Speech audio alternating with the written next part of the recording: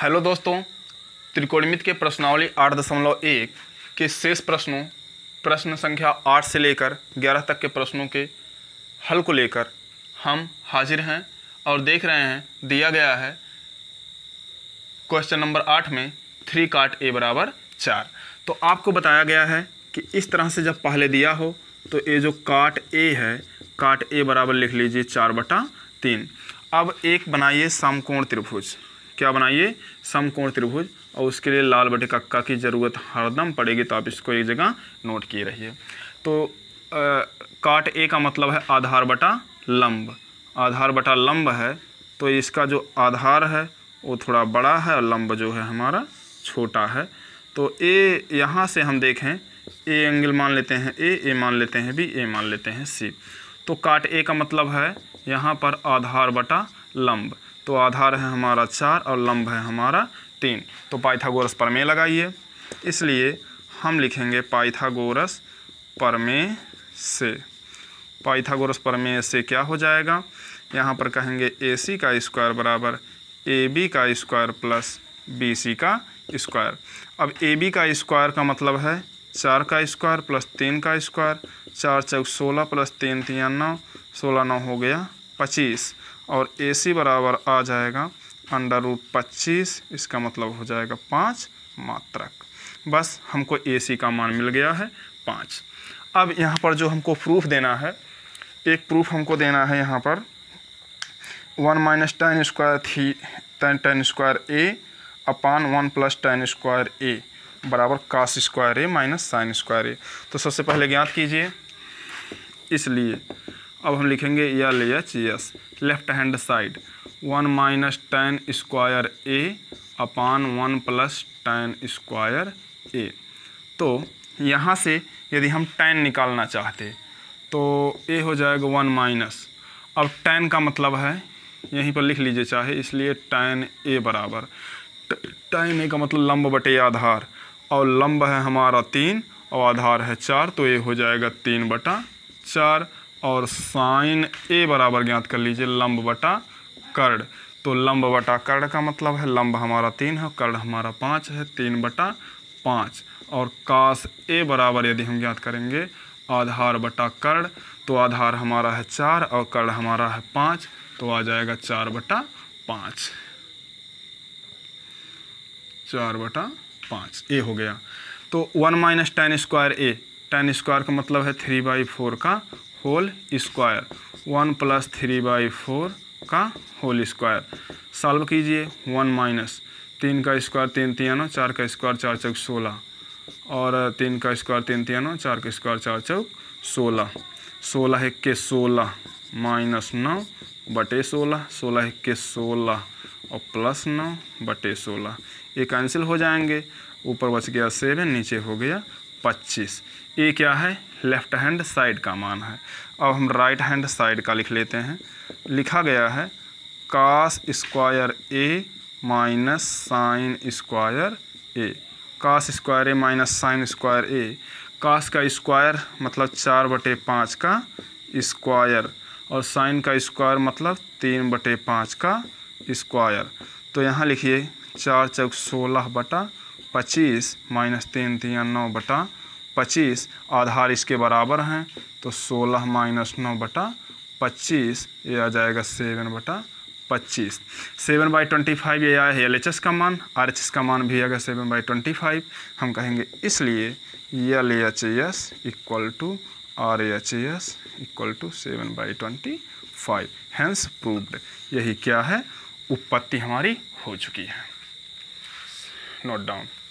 Question number 9 में लिखा गया है कि एक त्रिभुज है, एक समकोण त्रिभुज है ABC, जिसमें कोण B क्या है?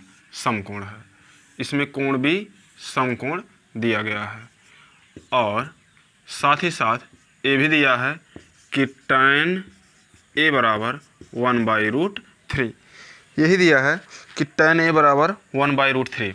देखिए, चूँकि tan A बराबर हो जाएगा यहाँ पर, अगर इसको हम A मान रहे हैं तो tan A बराबर क्या? लंब बटे आधार। तो ये वाला हो जाएगा 1 और ये हो जाएगा √3।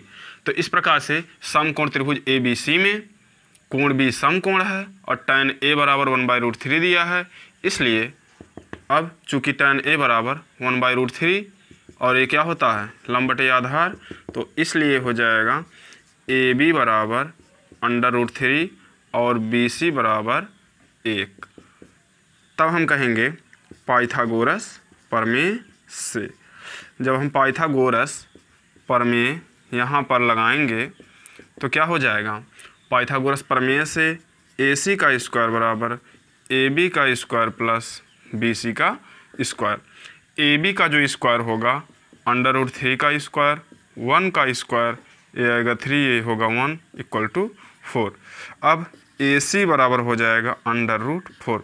देखिए इधर वर्ग है, उधर जाएगा वर्गमूल, तो यहाँ बन गया है AC बराबर √4, मतलब ये आ जाएगा 2 सेंटीमीटर या 2 मात्रक जो भी है। अब देखिए समकोण त्रिभुज ABC में तीनों भुजाओं की माप हमको पता लग चुकी है, इसलिए 9वें का जो पहला भाग पूछा गया है, यहाँ पूछा गया है sin A cos C plus cos A sin C।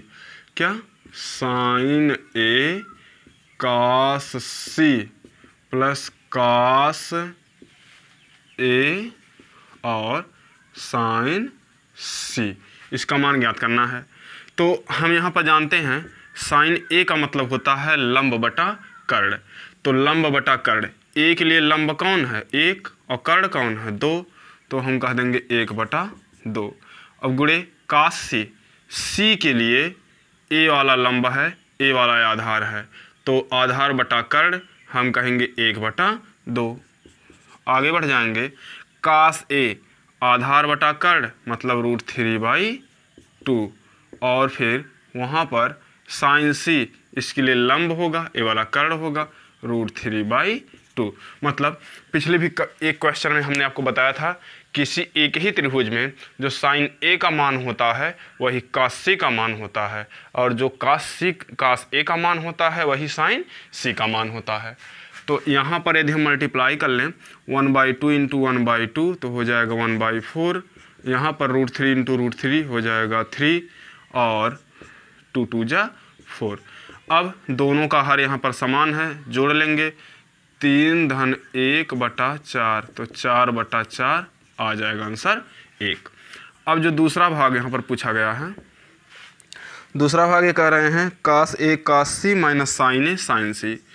cos A cos C minus sin A और sin C, ये पूछ रहे हैं। अब cos A का मान, cos A का मान √3/2 अभी हमने ज्ञात किया था, cos A के लिए आधार बटा कर्ण √3/2, और cos C का मान यहाँ से 1/2 माइनस sin A का मान 1/2 गुणे √3/2। अब इनका जब गुणा करेंगे √3 × 3 और 2 दूनी 4, √3 × 3 2 दूनी 4, आंसर क्या आ गया 1, इसमें 0, इसमें आ गया 1, इसमें आ गया है 0। तो इस प्रकार से क्वेश्चन नंबर 9 का दोनों भाग सॉल्व हो चुका है। आप चाहें तो पहले ही कहीं sin A cos C ज्ञात करके लिख लेंगे, लेकिन हमारे पास ये चित्र है तो हमें ज़्यादा मगजमारी करने की ज़रूरत नहीं है, तो इतना नोट कर लीजिए। एक्सरसाइज 8.1 के क्वेश्चन नंबर 10 में दिया गया है कि एक समकोण त्रिभुज है PQR और इसमें कोण Q क्या है 90 अंश है, इसकी भुजा QR बराबर है 5 सेंटीमीटर, और दिया गया है कि भुजा PR प्लस QR बराबर है 25। तो हमको ज्ञात करना है tan P sin P cos P, मतलब cos P tan P sin P सबका मान ज्ञात करना है इसमें। तो हम क्या करेंगे, सबसे पहले यहाँ पर जो QR प्लस में लिखा है उधर हम ट्रांसफ़र कर देंगे, तो हो जाएगा PR बराबर 25 माइनस QR। अब दोनों पक्षों का वर्ग करने पर, दोनों पक्षों का वर्ग करने पर, अच्छा हम ऐसा क्यों कर रहे हैं, हम ऐसा इसलिए कर रहे हैं ताकि हम PQ और QR PR तीनों का मान ज्ञात कर लें, और ज्ञात करने के पश्चात sin P cos P tan P का मान हम इस लाल बटे कक्का के सहायता से ज्ञात कर पाएँ।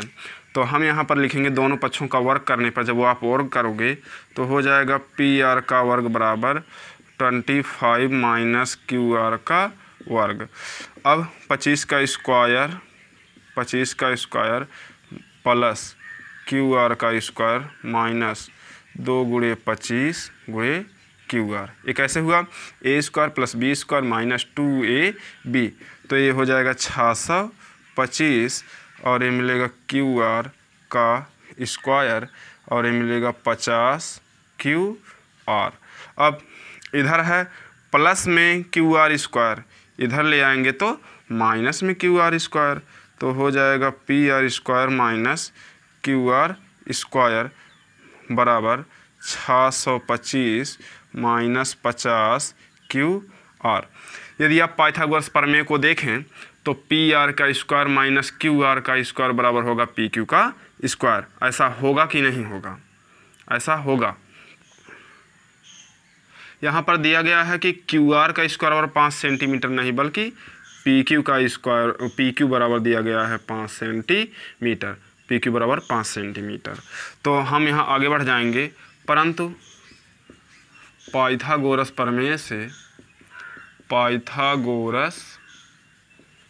प्रमेय से क्या दिया गया है, PR का स्क्वायर माइनस QR का स्क्वायर बराबर PQ का स्क्वायर।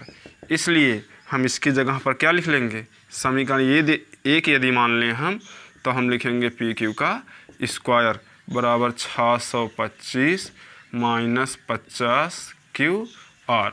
अब आगे PQ का मान यहाँ पर दिया गया है 5 सेंटीमीटर, तो हम कहेंगे 5 का स्क्वायर बराबर 625 माइनस 50 QR। इधर है माइनस में, इधर आएगा प्लस में, तो ये हो जाएगा 50 QR और 5 पचे 25 बराबर 625। अब 50 QR को आप इधर ही रहने दीजिए, इधर है प्लस में, इधर जाएगा माइनस में, 625 माइनस 25 बराबर 600 और यहाँ पर 50 से गुणा है, उधर जाएगा 50 से भाग, तो हो जाएगा QR बराबर 600/50।